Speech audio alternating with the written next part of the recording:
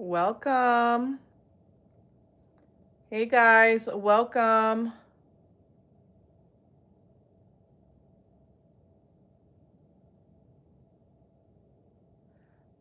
Peds.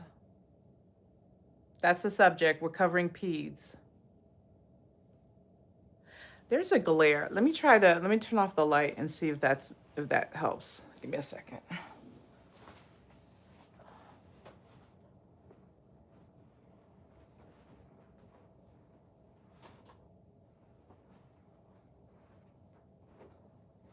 Is that better? Welcome, Wit. Hey, Prissy.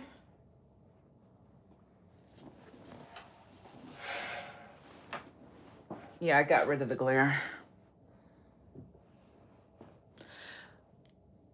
Michelle, are you doing one-on-one tutorial? No, I have not postponed, but I've paused that. My calendar for one-on-ones is paused. I gotta get all my books out for you guys first, okay? I took care of the RN. I just need to release the one for the PN and the one for nurse practitioners, and then I'll be tutoring. I'll be doing private tutoring again. Hi, Sandra. Welcome. Sandra says, I am new to this channel. Well, welcome. We're going to be covering pediatric disorders. Are we in the next video? What do you mean, super heart? What do you mean?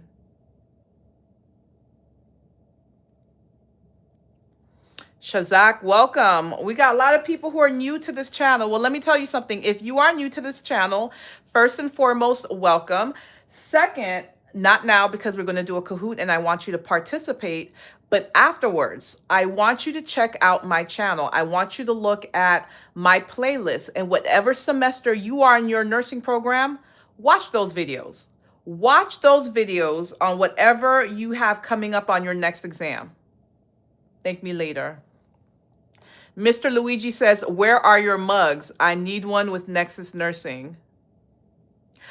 Oh, Mr. Luigi, you must be old school watcher. I had mugs years ago. You want me to bring them back? Come on in, guys. The code to get in is 867-0040. Thank you. Retina said like and subscribe. Thank you. I always forget to ask you guys to do that. Please like, please subscribe. Please share this, guys. Let your study buddies know. Let your classmates know that I'm live. I'm on. Unique says, hello, this is my first time in your chat, but you definitely helped me all through OPN school last year. Now I'm back getting my RN. Congratulations. I'm so happy for you. Graduate in December. I'm so happy for you. Unique, make sure before you take your exit exam, you see what I'm pointing to? You see my book? Make sure you get your copy and read the entire thing before you take your exit. We'll get started once we have 50 people in the room. Usually I do 100, but I gotta go. So we're gonna get started when we have 50 people in the room. We're at 19 now. When are you doing fluid? I did fluid and electrolytes maybe 2 weeks ago. If you have a test coming up on fluid and electrolytes, no problem.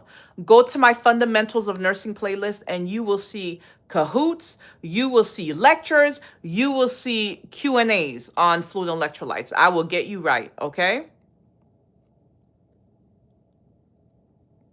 My test banks are not going to come out until all of my books are out. So after I've released the book for the PNVN and the NP, that's when I'm going to release my test bank, and my test bank will be open for everyone. I've got a test bank for RN, test bank for PN, and test bank for NP students.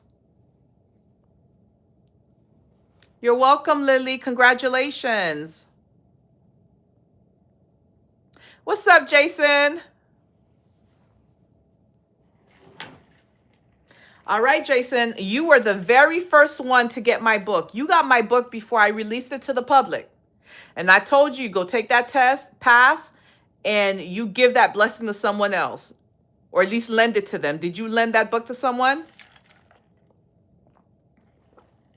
Or do you still have that book in your possession, Jason?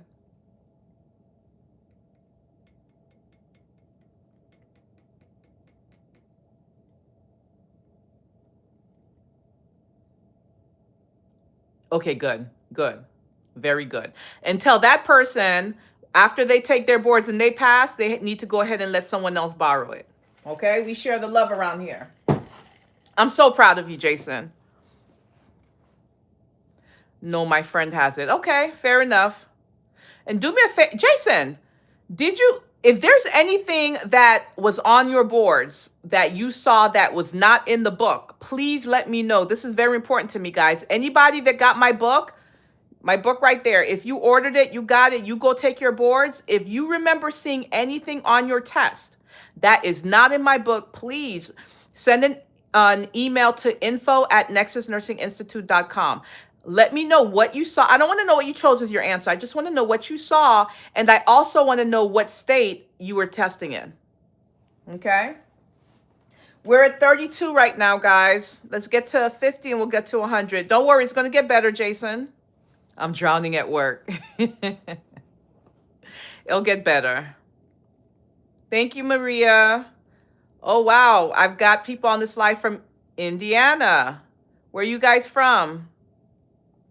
Jason says, my coworker is going to NP school. Okay, tell your coworker that I have an NP playlist. Watch all of my videos on the NP playlist. Make sure he or she gets my NP cheat sheets. Texas, Alabama, Nevada. I love it. Michigan, Massachusetts, Ghana. Ghana's on my bucket list. I can't wait to visit. Jersey, California. Haiti. Hi, Giseline. Nigeria. Come on, guys. We're at 35. Let's get to 100. Philippines. Brooklyn in the building. New York. Nigeria. Kenya. I love it. New Jersey. Jamaica. Blop, blop, blop. Oh, my kids would be so embarrassed if they heard me. Haiti. What are we going over today? Pediatric disorders. Nigeria, Dallas, Maryland, Florida. Haiti, sac passe. We're at 39. Go ahead, guys. Share the live. Let your friends and classmates know I'm on. Once we get to 50, we'll get started. Pensacola, Dominican Republic, Canada, Oklahoma. I graduate in 2 months. Need to take my ATI Wednesday. Hopefully this will help. I'm nervous. Don't be nervous. Just put in the work. Okay, Nabule, Nabule. That's what's up.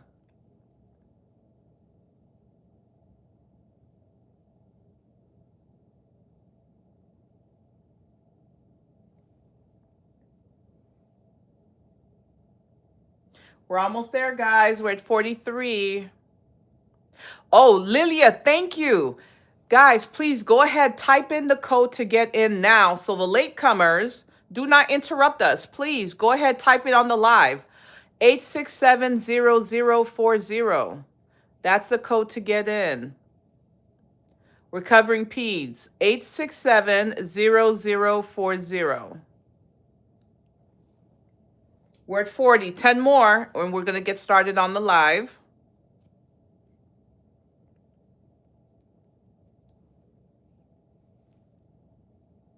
Again, if you are in your last semester of the nursing program or you've graduated already and you are studying for your boards, make sure you go to my website, Nexus Nursing Institute, and pick up a copy of my book.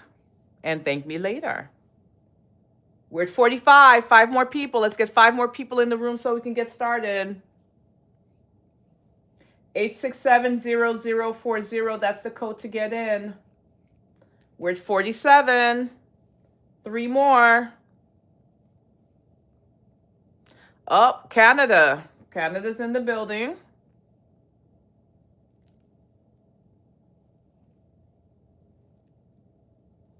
How did we go back down to 44? Come on, guys.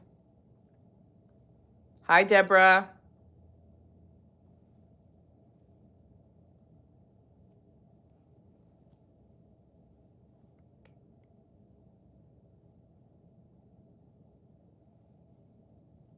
Okay, we're back up to 47. Oh, wow. Someone's participating from Turkey, DC. GLCN, hello. New York. Okay, we're at 50. Bronx, we're going to get started, guys. We hit 50. Let me make sure I'm recording.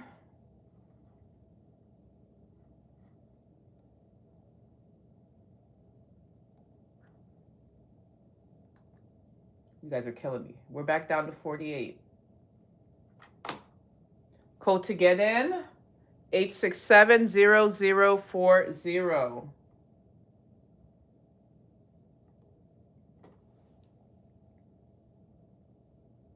Pediatric disorders. First question. Select all that applies. All right, the child with eczema, what should they be avoiding? Here are your options. Let me turn it. Here you go. Here are your options. Harsh soaps, detergents, woolen blankets, wet diapers, short nails, cool wet compresses. So you're caring for a child with eczema. What should you be teaching that patient and the parents to avoid? Let me move the timer. Harsh soaps, detergents, woolen blankets, wet diapers, short nails, cool wet compresses. What do you guys think?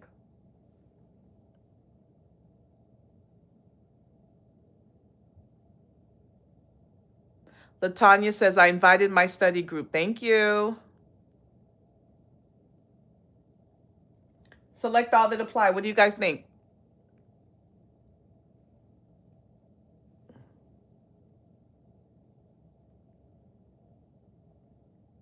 All of them.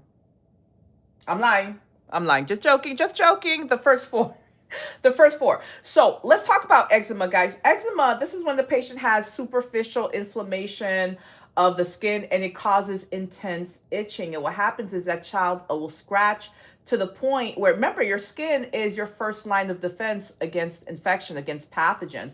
They'll scratch to the point that that skin is compromised, and so that patient can be at risk for infection, right?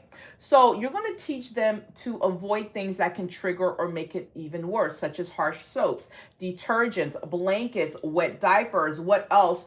Fabric softeners, diaper wipes, powders, furry stuffed animals. You're going to teach the patient and the parents to avoid those type of things. Now, the last two, short nails, we want them to keep their nails short. Why? Because they keep scratching themselves. We don't want them to cut themselves. So we want them to keep the nails short.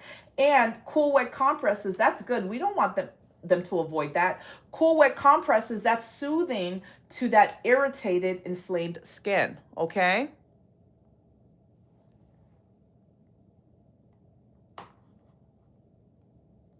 Next question, true or false? Impetigo is a contagious viral infection. Is this true or is this false?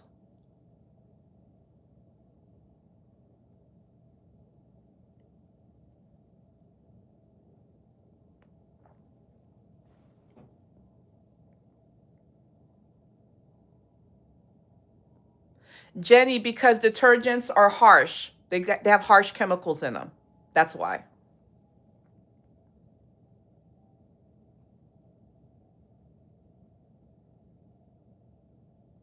Wow. 34 of you guys said true. Let me clear this up for you. Yes, impetigo is a skin infection. And yes, it is contagious. But it is not viral. It is bacterial. It's caused by group A strep or staph. Professor D, do I need to know that? Absolutely. That's why it's coming out of my mouth. You better know that for testing purposes. You need to know that's contagious. You need to know that it's a skin infection, and you need to know that it's bacterial, primarily caused by what? Group A strep or staph. What are the other things you got to know about this for testing purposes? When you see it described, the minute you see honey colored crust or honey colored, immediately you better be thinking of impetigo. You see that word honey, you better be thinking of impetigo. Now, what else do you need to know? This patient's going to be on what kind of isolation? If your patient has impetigo, what type of isolation are they going to be on? You guys are killing me. The patient's going to be on contact isolation, okay? They're going to be prescribed topical antibiotics, and they have to be on that topical antibiotic for a full 24 hours before they can go back to school, okay? Contact precautions, full 24 hours before they can go back to school, bacterial, contagious, skin infection, and group A staph. Oh, the seventh one, honey color. Those are the 7 most important things you better know when it comes to impetigo. By the way, guys, tend to go pretty fast when we're doing the Kahoot, but that's fine. It's going to be posted on YouTube. If you have a test coming up, come back, watch this, and take notes so you don't miss out on anything, okay? Select all that apply. What's your priority intervention for your patient with sickle cell anemia? Your patient is in the hospital. They've got sickle cell. They're inpatient. What are you going to do for them? Here are your options. Select all that applies.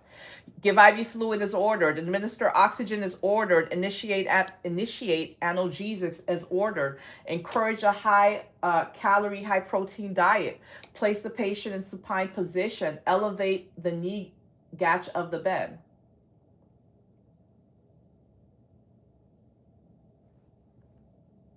What are you going to do for your patient?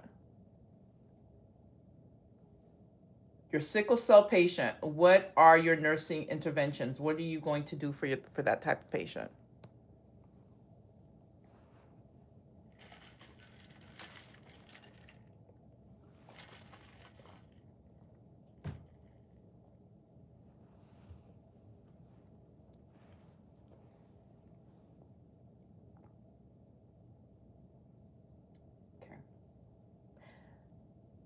Let's talk about it. IV fluids, absolutely. Absolutely. IV fluids, that's the #1 way of helping to prevent sickle cell crisis, right? You're going to teach the child and the parents the importance of staying hydrated, because dehydration is the #1 trigger. You're going to be teaching that patient every single place that you go, make sure you're walking around with a water bottle. If you're out in the sun, you're out in the heat, you're exercising, for whatever reason, make sure you're drinking extra fluids. This patient cannot afford to become dehydrated, because that's a trigger to go into crisis. So yes, IV fluids is ordered. You're going to be giving IV fluids, and you're going to encourage PO fluids as much as tolerated. Absolutely, you're going to give oxygen as ordered.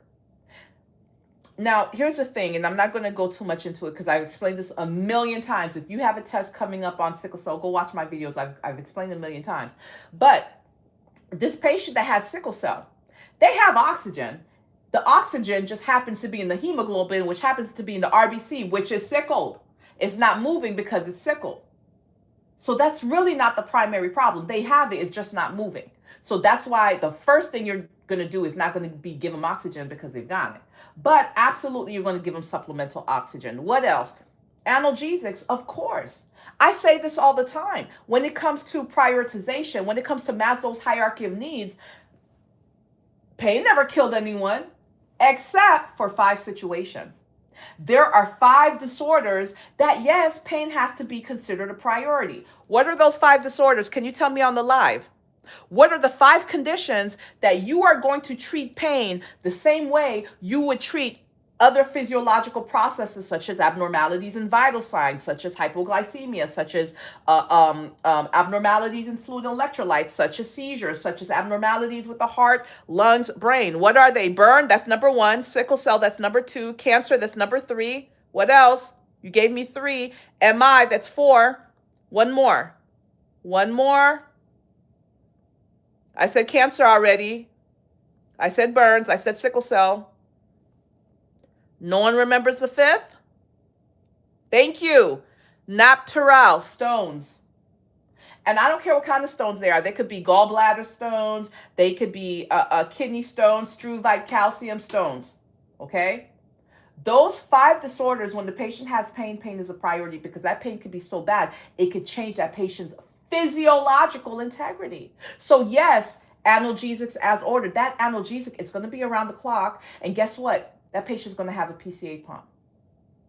Okay? Encourage high protein diet. High protein, high calorie. Yes, high protein. Why? Protein's important for healing, wound healing. High calorie. Why? Energy. You need energy to get better, right? So yes, high calorie, high protein diet. What about placing the patient in a supine position? No. That patient's laying flat on their back. They've got their abdominal girth pressing up against their lungs. The diaphragm can't push down so the lungs can expand. No. You're going to have them semi-Fowlers, right? Up to about 30 degrees so that they can breathe better. Elevating knee gauge? Absolutely not. You don't want any flexion of the extremities. We want those extremities extended to increase blood flow. These are important things for you to know about sickle cell, okay? What else? Famous test questions about sickle cell. Oh, you need to know autosomal recessive, right? So if both parents have that trait, that child has a 25% chance of having that disease, okay? Select all that applies. Your patient has von Willebrand's disease. What are the clinical manifestations? Here are your options. DVT, fever and increased WBCs, epistaxis, bleeding gums, easy bruising, and itchy skin. You're caring for a patient with von Willebrand's disease. What signs and symptoms are you expecting to see in this type of patient? Deep vein thrombosis, fever and increased white blood cells, epistaxis, bleeding gums, easy bruising, itchy skin. What do you guys think? Thank you, Star.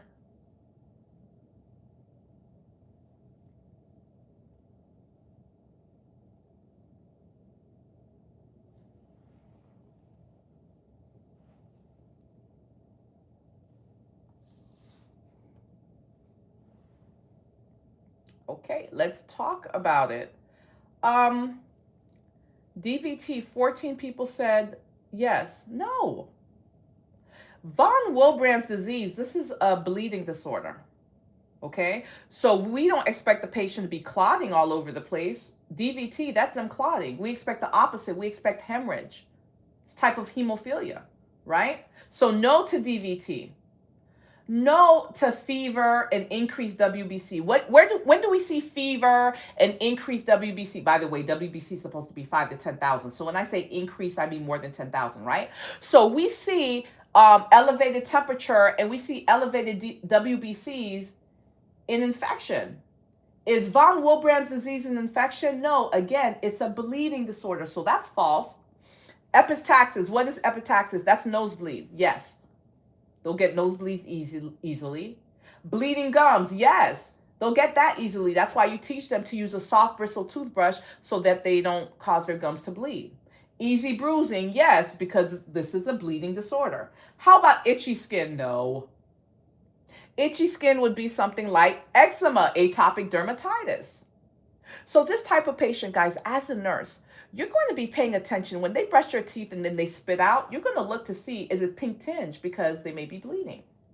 When they urinate, you're going to look to see the color of the urine because they may have internal bleeding. Same thing with the stool, right? You're going to be watching out for signs and symptoms of bleeding. Is the blood pressure going down? Is the heart rate going up? Are the respirations going up? When you look at the labs, are the H&H, is that going down? Is the RBC going down? Are you seeing signs? Because all of these, everything I'm mentioning to you guys, that is pointing you to what? Hemorrhage. That's what you're going to be watching out for. You're going to teach this patient to make sure that they wear a medic alert bracelet at all times because God forbid they pass out or something happens. We have to know that they've got a bleeding disorder or they might once they get on the operating table because we didn't know they had a bleeding disorder. You're going to teach them to make sure that they wear a helmet and, shoulder pads and, protective gear when they're riding their bicycle or things like that. You're going to teach them No contact sports. No basketball, no football, no soccer. I'm sorry, you better go bowling or play golf. You can't play contact sports. And something else you got to know about um, bleeding disorders, such as von Willebrand's, these types of patients tend to bleed most where? In, what do you call it? Oh my gosh, where the bones meet. It starts with a J. Oh, joints. The joints. They tend to bleed in the joints, such as the elbows or the knees. Okay? True or false? INOs. Taking INOs, intake and output, that is the number one way to assess change in the patient's fluid status. Is this true or is this false?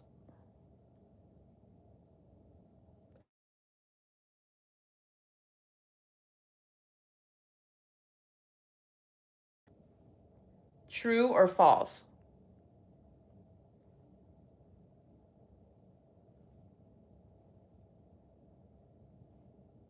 I'm killing you guys on the live. 19 of you guys said true, and I should wring your necks. This is a famous trick question. Let me tell you something. The number one way to assess change in fluid status is daily weights. It is not INO. It is not skin turgor. It is daily weights. Remember that, commit that to your memory. You see this again, you better remember what I said to you because this is a famous test question. Daily weights. You are going to weigh that patient at the same time, same type of clothes, same scale. True or false? PKU, phenylketonuria, is a genetic disorder that causes hyperglycemia. Is this true or is this false?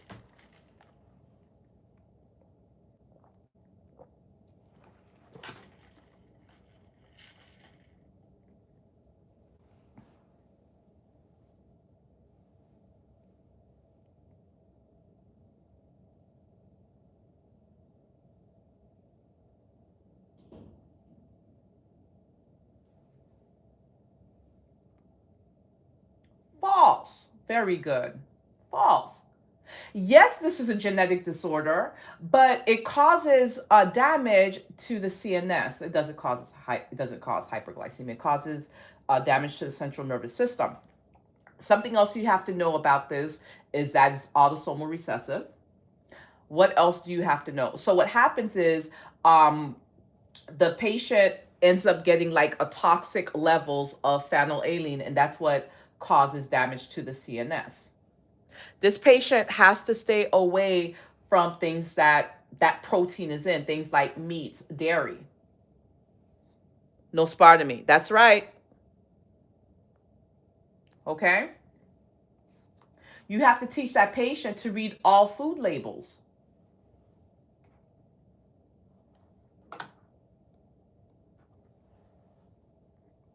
Select all that applies.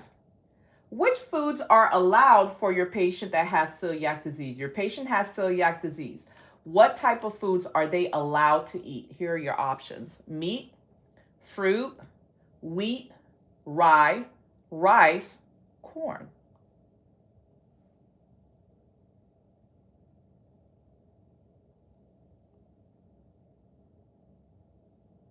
What can they have?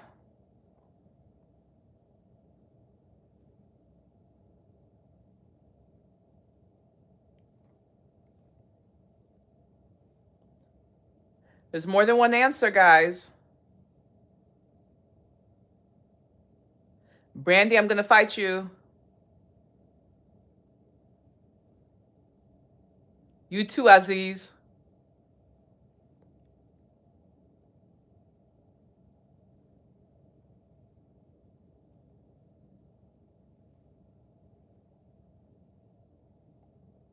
All right, so let's talk about this. Guys, celiac disease, this is where the patient has an intolerance to gluten. Okay, they have intolerance to gluten, and this type of protein is found in wheat, barley, oat, rye. So anything that has that, the patient has to stay away from. So they got to stay away from like breads and cookies and crackers and cereal and rolls, unless it says gluten free, of course, right? But what they can have meat, they can have fruit, yes, they can have rice, and they can have corn. But anything with wheat, barley, oats, rye, stay away from. Okay?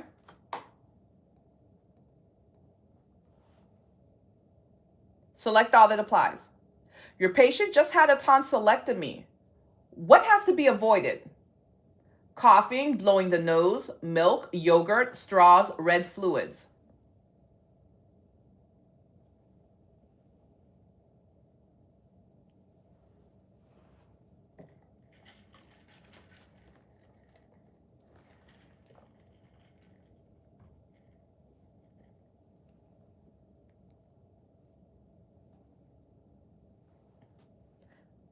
Who said that?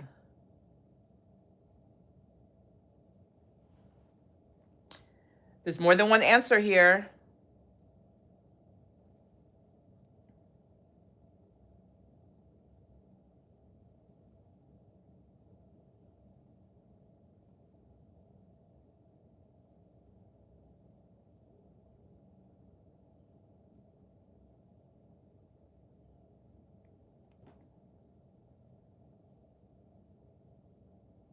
Okay. All of them. All of them. So, coughing, blowing the nose, that puts pressure on the surgical site. We don't want to do anything to put pressure or that can damage the surgical site. So, you got to stay away from that. Milk and yogurt. The problem with the milk and yogurt is it leaves a film. And so, what happens is it coats the inner lining of the throat. And what happens when you have a coating? You want to clear it out, right? So, it makes you want to cough or I don't know what the word is, but it makes you want to clear your throat, and that'll mess with the surgical site. So we got to stay away from that. And it also helps builds up mucus. We don't want that. Straws, well, straws can disturb the surgical site. So no straws and no red fluid. If you were to give that patient an icicle, but it's red, how would we know if they're bleeding? If they spit something out and that spit is red, we don't know if it's blood or if it's just the icicle that they had, right? So we're going to stay away from anything red, orange, pink, so we can be able to tell if there's any bleeding going on.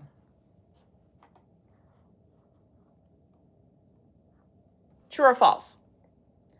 Epiglottitis is a medical emergency. True or false? Epiglottitis is a medical emergency. Is this true or is this false?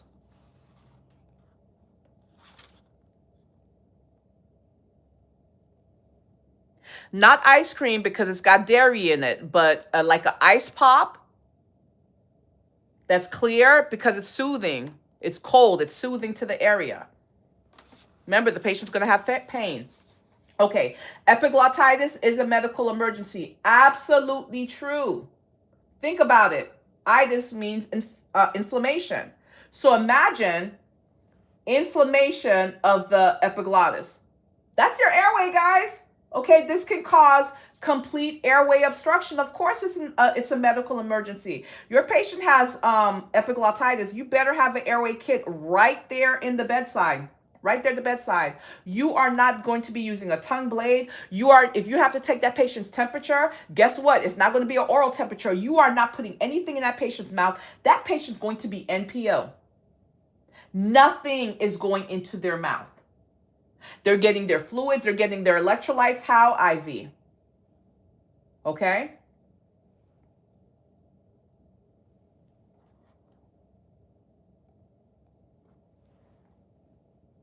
Select all that applies.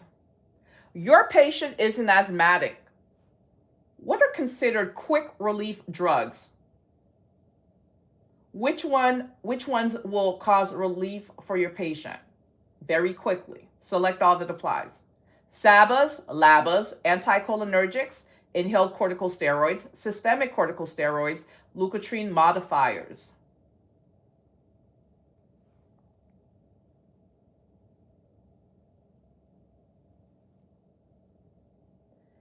Your patients and the asthmatic, which are considered quick relief drugs?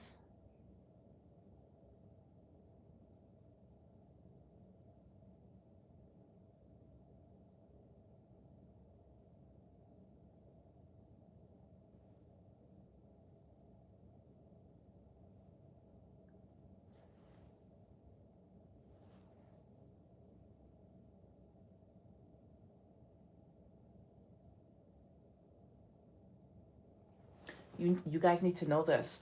You need to know not only the quick relief ones, you have to know the long acting ones. You have to know the difference between the two because on your nursing exams in the nursing program and NCLEX, students have seen it. And this has been forever and a day. Okay? So your SABAs, your short acting bronchoagonist relief. Okay? They help open up the airway. They cause bronchodilation. Your anticholinergics. Remember those side effects of anticholinergics? Can't see, can't spit, can't pee, can't. Right? Don't forget those. You need to know those adverse effects. Anticholinergics, they also help with the bronchodilation and the systemic steroids. They help decrease inflammation. These are considered quick relief drugs. If your patient is having an asthma attack, what are you going to give them? You're going to give them SABA. You're giving that patient albuterol. You want to cause bronchodilation immediately. Okay? Now, those drugs on the right side, these are more preventative. They're long acting. You got your LABAs, your long acting broncho beta agonists. You have your inhaled cortical steroids, which help decrease inflammation. Then you have your leukotriene modifiers, which prevent bronchospasms. You guys got to know the difference between the long acting and the short acting. Okay? Can you zoom out? When you say zoom out, oops, sorry. Like this, make it bigger? Is that better? Or did I make it worse?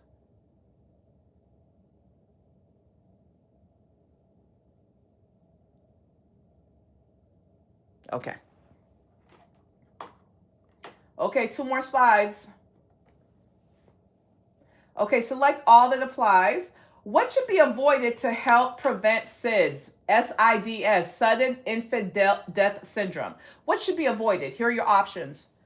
Placing the baby prone during sleep. Placing the baby prone while awake. Soft bedding. Firm bedding. Cigarette smoke. Co-sleeping. It's worse? Okay. How about now?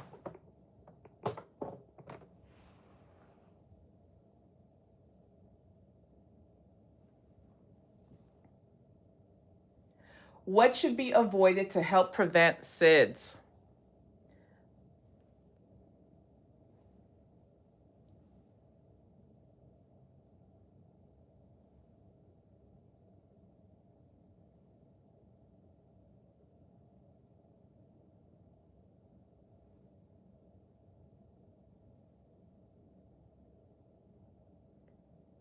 Okay. To prevent SIDS, you want to avoid putting the baby prone during sleep because if they're sleeping and their head is down, they may not have enough strength in their neck to lift their head up to be able to breathe, okay? So yes, tummy time is important, but only when they're awake. Soft bedding, they can sink into that mattress and suffocate. Of course, cigarette smoke, that's a no-brainer. But prone while awake, nothing wrong with that. That's that tummy time. That's good. Firm bedding, that's good. Co-sleeping, that's bad. That increases the risk of SIDS. That infant needs to sleep in their crib by themselves. Let me tell you what else needs to be avoided. Do not put them to sleep in anything besides a crib. Anything that has not been specifically made for an infant. So putting them to sleep on a couch or sofa, guess what? That increases their risk of SIDS, okay?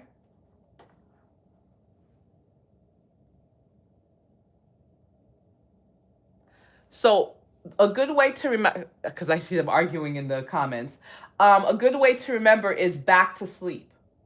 If they're sleeping, put them on their back. Last slide, true or false? Atrial septal defect, ASD, is an abnormal opening between the left and the right atria. Is this true or is this false?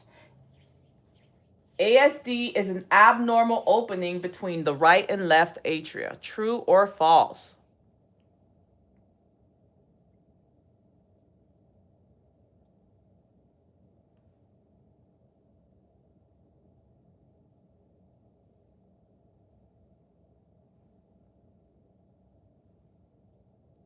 True, yes.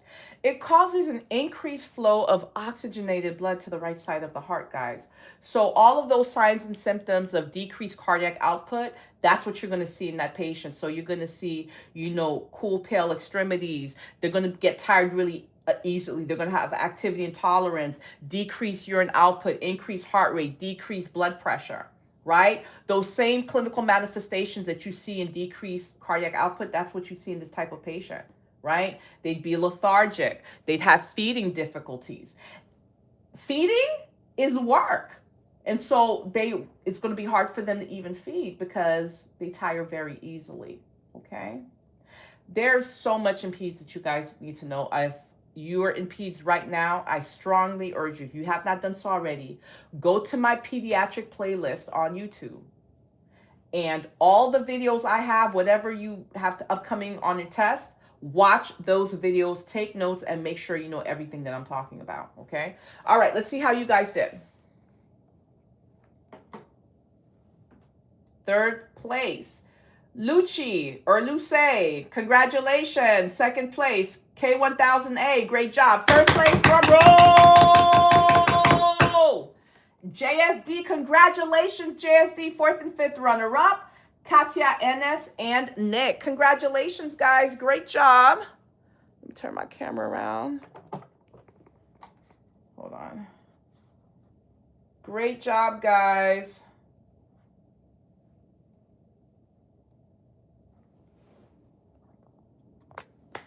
Thank you so much for joining this Kahoot.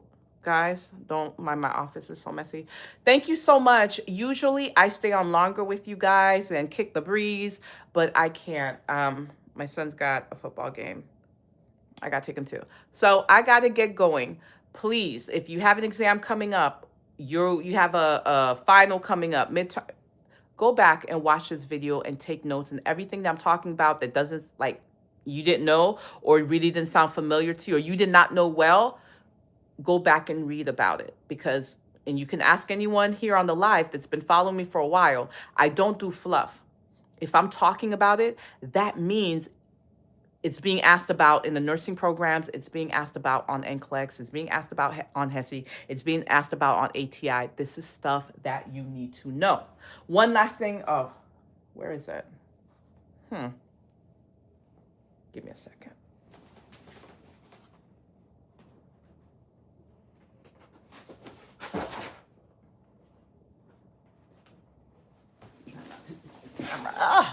One last thing, if you have not done so already, go check out my website, nexusnursinginstitute.com.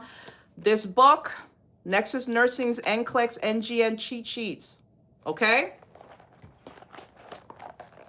Everything that I have a TQ next to, that stands for test question. Does that mean you're going to get that as a test question on your boards? Absolutely not. I don't write your boards. I don't know what you're going to get. But what I will tell you is that hundreds and hundreds and hundreds of students that I've tutored, they've gone to take their boards and they've come back, and I'm lucky. My students love me. They'll come back and they'll tell me, oh, Professor D, I saw this, I saw that. And so I make a list of the topics students are seeing, and those topics that students are seeing over and over and over and over again, regardless of the state that they're testing in. It doesn't matter if they're in Oklahoma, Tennessee, California, Florida, they're seeing those same things. I just compiled it for you. So what I did, this is basically a study guide of topics that you need to know and things to pay special attention to. Okay, Nia says, I love the book. It's just missing shock. Do you have any shock video? Absolutely. I've got shock videos. Go to my cardiac playlist on YouTube. I've got lots of videos on shock. If you haven't gotten your book, go grab your book. I'm back in stock, so it's not sold out yet. But if you let it sell out, you're going to be waiting a while before you can get your book. I don't want to hear any complaints because I told y'all to go get it. Again, nexusnursinginstitute.com. Amarachi, how can I get it? My website, nexusnursinginstitute.com. Go to my website, order your book. Okay, guys, I got it. When LPN's coming out in about 5 weeks.